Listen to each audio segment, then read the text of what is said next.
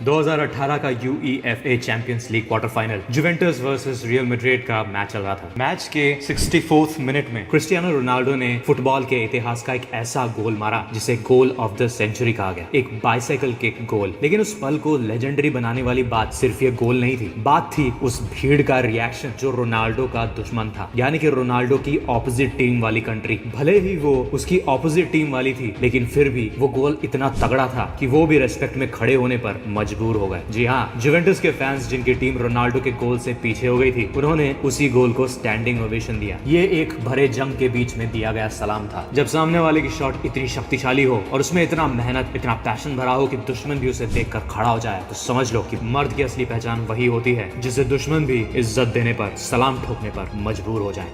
लोग कहते हैं रोनाल्डो गिफ्टेड है, लेकिन सच यह है कि गिफ्टेड से ज्यादा वो बहुत ज्यादा मेहनती है। उसका ये एक पल में मारा गया बाइसाइकिल किक कोई जादू नहीं था, वो उसके सालों की ट्रेनिंग, डिसिप्लिन और मेंटल फोकस का नतीजा था। वो अपने फिटनेस के लिए डेली 3 से 4 घंटे का वर्कआउट करता था, बिना किसी एक दिन के ब्रेक के। अपने टीममेट से भी ज्यादा देर तक ट्रेनिंग ग्राउंड में रुककर प्रैक्टिस किया करता था। एक नॉर्मल इंसान की वर्टिकल जंप होती है 40 से 45 सेंटीमीटर, रोनाल्डो की जंप 78 सेंटीमीटर की थी, जो एक NBA प्लेयर के बराबर है। उसकी सारी मेहनत उस दिन उस एक पल में दिखी। जब बॉल हवा में आई, रोनाल्डो का बॉडी कोऑर्डिनेशन, टाइमिंग, बैलेंस और स्ट्रेंथ सबने मिलकर एक ऐसा शॉट मारा जो फुटबॉल की किताब में अमर होकर रह गया। रोनाल्डो ने यह दिखा दिया कि इज्जत तुम्हारे बैज से नहीं, तुम्हारे खून, तुम्हारे पसीने और तुम्हारे ठोकर खाकर भी दोबारा उठने वाली आदत से मिलती है। यही दुनिया की नजरों में तुम्हें मर्द बनाती है। क्या तू एक मर्द है? हाँ, तुझी से पूछ रहा हूँ। अगर है तो अब वक्त आ गया है कि तू वैसा ही बर्ताव करे। क्या होता है मर्द होने का मतलब? ये तेरे कपड़ों या गाड़ियों से नहीं पता चलता, ये इस बात से नहीं पता चलता कि तेरे पास कितने फॉलोअर्स हैं या तेरे बैंक में कितना पैसा है। ये उससे कहीं ज्यादा गहरा है। मर्द बनने का असली मकसद होता है अपने माइलस्टोन्स को अचीव करना, जो सोचा है वो कर दिखाना, जो कहा है उसे पूरा करना, अपनी जुबान पर खरा उतरना। ये जिम्मेदारी उठाने का नाम है। अपने डिसीजंस, अपने एक्शंस, अपने आसपास के लोगों के लिए, ये अपने रास्ते को अपने कंट्रोल में लेने का काम है और गर्व के साथ सर उठाकर चलने के जज्बे का नाम है। मर्द होने का मतलब है रिस्पॉन्सिबिलिटी उठाना। रिस्पॉन्सिबिलिटी का मतलब है रिस्पॉन्ड करने की एबिलिटी, जवाब देने की ताकत, जिंदगी की हर चुनौती का जवाब देने की ताकत। सर्कमस्टेंसेस, किस्मत को, सिस्टम को, दूसरों को, भगवान को ब्लेम करना बहुत आसान है, लेकिन असली मर्द कभी दूसरों को ब्लेम नहीं करता। वो अपनी जिंदगी का मालिक खुद होता है, अपनी हर गलती का सामना खुद करता है, उससे सीखता है, जहाँ है जैसा है, समझता है कि उसका जिम्मेदार वो खुद है, कोई और नहीं। मेरे भाई, कोई तेरा जिम्मा नहीं उठाएगा, ना ये सरकार, ना तेरे माँ बाप, ना तेरे दोस्त, कोई भी नहीं। इनमें से किसी का भी फर्ज नहीं है तुझे कुछ भी देना। तेरे पास जो भी है, तेरी नौकरी, तेरा छत, तेरा खाना, वो सब तेरे ही अपने फैसले, तेरी मेहनत और तेरी कुर्बानियों का नतीजा है। एक मर्द कभी बहाने नहीं बनाता, वो फैसले लेता है, वो गिरता है, सीखता है और दोबारा उठकर फिर से चलता है। एक मर्द होने का मतलब होता है मुश्किल फैसले लेना। जो फैसले लेने से बाकी लोग हिचकिचाते हैं, वहाँ एक मर्द खड़ा रहता है। जब दुनिया उसे ब्लेम करती है, जब दुनिया उसका मजाक उड़ाती है, वो तब भी अपने रास्ते पर बिना डगमगाए चलता रहता है, खुद पर विश्वास बनाए रखता है। जैसे ही तू अपने डिसीजंस, अपनी सोच, अपने काम और अपने बिहेवियर के लिए जिम्मेदारी उठाएगा, तेरी दुनिया अपने आप बदलने लग जाएगी। गलती हो तो उसे एक्सेप्ट कर, सक्सेस मिले तो उस पर गर्व कर, जब सामने चुनौती हो तो उसका सामना कर, मदद मांग और अगर नीचे गिर जाए तो खुद पर फिर से भरोसा कर। 2004 के एथेंस ओलंपिक्स में एक ऐसी कहानी लिखी गई जो सिर्फ जिम्नास्टिक्स की ही नहीं बल्कि हिम्मत, लगन और कभी ना हार मानने वाले जज्बे की एक बहुत बड़ी मिसाल थी। इस कहानी का असली हीरो था पॉल हैम, एक अमेरिकन जिम्नास्ट जिसे दुनिया कभी भूल नहीं पाएगी। वो वक्त था जब पॉल हैम ऑल अराउंड जिम्नास्टिक इवेंट्स में कम्पीट कर रहा था। उन्होंने शुरुआत एकदम जबरदस्त की थी, लेकिन फिर आया एक ऐसा पल जो किसी भी एथलीट का कॉन्फिडेंस तोड़ कर रख देता है। वॉल्ट इवेंट के दौरान उनका बैलेंस अचानक से बिगड़ा और छलांग मारते हुए वो मैट के बाहर जा गिरे। पूरा स्टेडियम सन्न हो गया। जजेस ने ये सब देखकर बहुत ही लो स्कोर दिया, इतना कम कि पॉल उस बार 12वीं नंबर के पोजीशन पे चले गए। एक पल में सब कुछ खत्म हो गया। लोगों ने सोचा बस इसकी रेस यहीं खत्म। कमेंटेटर्स ने भी कह दिया कि अब मेडल तो मिलना मुश्किल है, नामुमकिन है। लेकिन पॉल हैम के अंदर कुछ और ही चल रहा था। उसके अंदर से एक आवाज आई कि मर्द कभी हार नहीं मानता। उसके बाद उसने हर रूटीन में अपना सब कुछ बदल दिया। उसकी आंखों में एक अलग सी आग थी, हर मूव परफेक्ट करने की, हर लैंडिंग सॉलिड करने की, ताकि अगली बार गलती की कोई गुंजाइश ना रहे। उसके बाद उसने पैरेलल बार्स, हाई बार्स सब में आउटस्टैंडिंग परफॉर्मेंस दिया और जब लास्ट रूटीन खत्म हुआ तो पूरी दुनिया उसके लिए तालियों से गूंज उठी। सब हैरान रह गए जब फाइनल स्कोर्स बाहर आए। पॉल हैम ने उस बार कमबैक करके गोल्ड मेडल जीत लिया। 12वां पोजीशन से सीधा फर्स्ट पोजीशन पे आ गया। ये ओलंपिक्स के इतिहास का एक ऐसा पल था जो सबके दिलों में उतर गया। ये कहानी एक सीधा सबक देती है कि मर्द वो नहीं जो कभी गिरता नहीं, मर्द वो है जो गिर कर दोबारा उठता है और दुनिया को दिखाता है कि असली स्ट्रेंथ अंदर होती है। हार तो एक बार आकर चली जाती है, जीत को पूरी दुनिया याद रखती है। जब भी दुनिया तुझे हारा हुआ समझे, खुद के अंदर से दोबारा से जीत को निकाल कर उनके मुंह पर दे मार। इस दुनिया का सबसे भयानक भयानक सच यही है कि कोई भी तुझे बचाने नहीं आएगा, तुझे अपना बचाव खुद करना पड़ेगा। ये बात जितनी ज्यादा खतरनाक है उतनी ही ज्यादा अच्छी भी। तो खुद को सुधार सकता है ये तेरे हाथ में है। तेरे सारे एक्शंस, तेरे सारे डिसीजन का जिम्मा तेरे ऊपर है। करियर हो या रिलेशनशिप, जिम्मेदारी तेरी अपनी है। जब तू ये जिम्मेदारी खुद उठाएगा तभी लोग तुझ पर भरोसा करेंगे। मर्द होने का असली मतलब होता है कुर्बानी देना, सैक्रिफाइस देना, ये समझना कि कामयाबी की कीमत क्या है। हर मर्द को कामयाब होने के लिए कुर्बानी देनी पड़ती है। इमोशनल हो, फाइनेंशियल हो या फिजिकल हो। प्रोग्रेस कभी भी सैक्रिफाइस के बिना नहीं आती। लोग इसमें शॉर्टकट्स चाहते हैं, लेकिन जो असली मर्द होता है वो ये समझता है कि असली ताकत, असली स्ट्रेंथ सिर्फ सैक्रिफाइस करने से आती है, मेहनत करने से, कुर्बानियां देने से आती है। अपने आप से पूछ, क्या तू लंबे घंटों तक काम करने को तैयार है? अपना फ्री टाइम छोड़कर अपने स्किल्स को इम्प्रूव करने को तैयार है? अपना ईगो साइड में रखकर छोटे छोटे कामों में भी अपना 100% देने को तैयार है? याद रख, अगर तेरी जिंदगी में कभी मुश्किलें नहीं आए तो तूने कभी जिंदगी जी ही नहीं। जिंदगी का मतलब ही यही होता है कि रास्ते मुश्किल जरूर आएंगे। अगर मुश्किल ना आए तो जीत का मजा कहाँ से आएगा? अगर मुंह में कड़वाहट ना जाए तो मिठाई के मीठेपन का एहसास कहाँ से आएगा? अगर जिंदगी में हार ना हो तो जीत का एहसास कैसे समझ आएगा? एक मर्द वही होता है जो चुनौतियों में टूटता है, झुकता है, लेकिन हारता नहीं। तूफान आए तो रुकता नहीं, बारिश में थकता नहीं। अगर तेरे सामने कोई चुनौती है, डर मत, उसका सामना कर। जब भी तेरा बदन थक जाए, जब भी तेरे अंदर की एनर्जी खत्म हो जाए, अपने आप को बोल, बस एक और बार, बस एक और बार। हर मुश्किल एक ग्रोथ का मौका है। जब भी कोई मुश्किल आए तो इसमें अपने आप से पूछ कि ये मुझे क्या सिखाना चाहता है, इससे मैं क्या सीख लेकर अपने आप को बेहतर बना सकता हूँ। रॉजर फेडरर, 35 साल की उम्र। जब दुनिया के ज्यादातर टेनिस प्लेयर्स रिटायरमेंट के बारे में सोचने लगते हैं, रॉजर फेडरर कोर्ट में एक और जंग लड़ने को तैयार था। सामने था उसका पुराना दुश्मन राफेल नडाल, जिसका टॉप स्पिन हर बार उसके एक हाथ वाले बैकहैंड को तोड़कर रख देता था। हर बार जब नडाल ने शॉट मारा, फेडरर का एक कमजोर पहलू हर बार सामने आया, उसका बैकहैंड। दुनिया कहती थी रॉजर फेडरर तो अब पुराना हो गया है, उसके पास राफेल नडाल का जवाब ही नहीं है, वो उसका सामना कर ही नहीं सकता। लेकिन दोस्त, ये कहानी किसी आम इंसान की नहीं थी। ये कहानी थी एक ऐसे मर्द की जो चुनौतियों से टूटता नहीं बल्कि उससे और भी मजबूत होकर बाहर आता है। रॉजर फेडरर हार मानने वाला नहीं था। उसने कहा, मैं बदलूंगा, मैं सीखूंगा, मैं जीतूंगा। आज के बाद से मेरा बैकहैंड मेरी कमजोरी नहीं, मेरी सबसे बड़ी ताकत बनेगी। अब अगर नडाल टॉप स्पिन मारेगा तो उसका जवाब एक तीर की तरह मिलेगा उसे। लेकिन ये सिर्फ एक इरादा नहीं था, ये सिर्फ एक झूठी आश्वासन नहीं थी। ये उसके बाद के हर सुबह 5 बजे उठकर खुद से लड़ने का फैसला था। ये कोर्ट पे गिर गिर कर घुटने छिलवाने वाली ट्रेनिंग लेने का वादा था। ये हर थकावट के बाद भी नहीं रुकने का खुद से दावा था। रॉजर फेडरर के अंदर बस एक ही आवाज थी, मैं रॉजर फेडरर हूँ, कोई आम इंसान नहीं, और इसी छोटी मोटी चुनौतियां मुझे नहीं हरा सकती। उसने अपने शॉट्स को दोबारा तराशा, अपने बैकहैंड पे हर दिन घंटों तक मेहनत की, कोच के साथ स्लो मोशन में हर मूव को डायसेक्ट किया, जैसे एक शिल्पकार अपनी मूर्ति में नई जान डाल रहा हो। दर्द था, थकान थी, उम्र का बोझ भी था, लेकिन फेडरर के लिए ये कोई रुकावट नहीं थे। और धीरे धीरे पुराने हारे हुए फेडरर के राख में से एक नए फेडरर ने जन्म लिया। और जब वो कोर्ट पे वापस आया तो पूरी दुनिया ने ये महसूस किया कि अब ये आदमी सिर्फ खेल नहीं रहा, ये वक्त बदलने आया है। और फिर आई वो शाम, 2017 का ऑस्ट्रेलियन ओपन फाइनल। एक कोर्ट, 2 लेजेंड्स, और बीच में फिर से वही टकराव। तलवारों की चिंगारियां निकल रही थी। सामने था राफेल नडाल, वही दुश्मन जिसका टॉप स्पिन कभी फेडरर के बैकहैंड को तोड़ देता था। लेकिन इस बार कुछ अलग था। फेडरर इस बार पीछे हटने वालों में से नहीं था। नजर उसकी एक वॉरियर की तरह थी, शांत लेकिन तीखी। उसके रैकेट से निकलता हर बैकहैंड शॉट एक तेज कटार तलवार की तरह था। हर रैली में फेडरर ने सिर्फ नडाल को हराया नहीं, उसने अपने पुराने वर्जन को भी मात दी। हर पॉइंट पे जैसे उसकी रूह चिल्ला चिल्ला कर कह रही थी कि मैं लौट आया हूं और इस बार मैं रुकने नहीं वाला। और जब फाइनली उसने फाइनल पॉइंट लिया और मैच जीता, स्टेडियम में पल भर का सन्नाटा था, ऐसे जैसे कि ऑडियंस को विश्वास ही नहीं हो रहा था कि ये क्या हो गया। फिर अचानक से तेज तूफान आई तालियों की। फैंस की आंखों में आंसू थे, क्योंकि उन्होंने आज देखा था एक ऐसा कमबैक जो शायद ही कभी सपनों में सोचा हो किसी ने। एक मिसाल, एक लेजेंड की वापसी, एक मर्द का जज्बा। उसके बाद फेडरर एक चुप सी मुस्कान के साथ ट्रॉफी उठाता है, जैसे कह रहा हो कि तुम जब भी ये समझोगे कि मेरी कहानी खत्म हो चुकी है, मैं एक नई स्याही के साथ दोबारा नई कहानी लिखने वापस आऊंगा। दोस्त, मर्द वो नहीं जो परफेक्ट पैदा होता है, मर्द तो वो होता है जो अपनी कमजोरी को अपना हथियार बना देता है। एक मर्द कभी रुकता नहीं, वो हमेशा सीखने की कोशिश करता रहता है, वो हमेशा हर दिन अपने आप को बेटर बनाने की